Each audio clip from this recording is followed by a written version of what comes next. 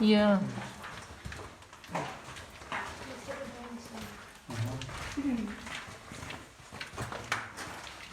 You're looking underneath the river, it's chin, huh?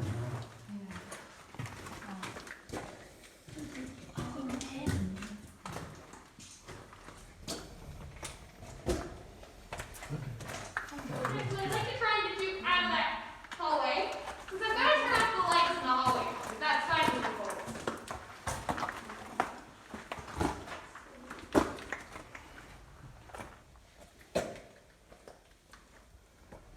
I have to turn off the lights in that hallway, is that fine with you? Yeah. Sorry, look for the. Actually, if you could light it behind you, that'll go down. Thank you, sorry. This room is called the Palace of Splendor, mostly for this formation here, which, unlike the tunnel, you will get a chance to see. And this is formed where these stalactites meet together at the top and give us this waterfall-like formation. Since it looks like a waterfall, we call ours the frozen Niagara. Up here at the front, this large stalactite runs into our wishing well. The reason it formed a well as opposed to a stalagmite is because with years and years and years of water, calcite, and carbonic acid dripping just a little bit too quickly, it instead ate away at the surface. But since it was just water, calcite, and carbonic acid, which you'd find in soda, the original workers used to drink from this.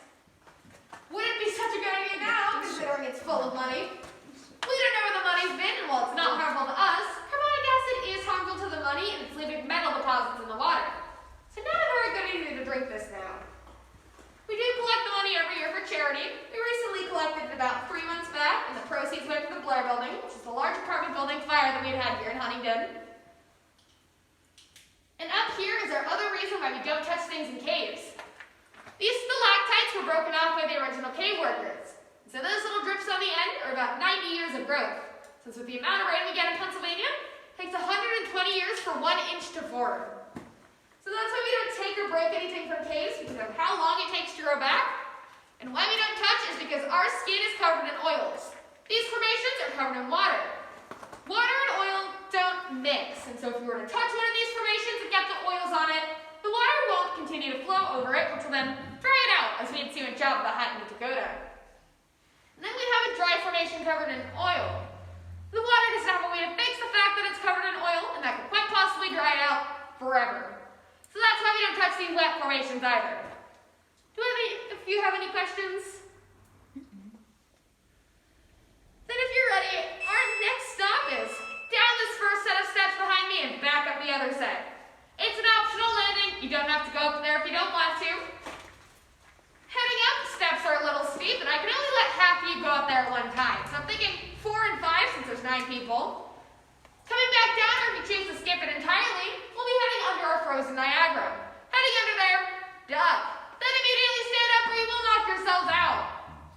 So 4 or 5 of you can go up at a time, but I don't want everybody up there.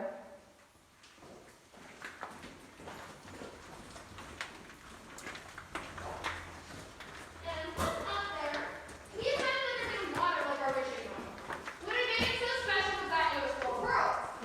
Yep. Now the way you find is an oyster in the middle of the ocean, with the beads that we had seen in the canyon, forming water, not growing off of anything. Since we're the only show cave in Pennsylvania that had those beads, we were the only show cave that had those pearls. And I think I'm going to have to ask you to wait. Is that fine? Or the rest of you?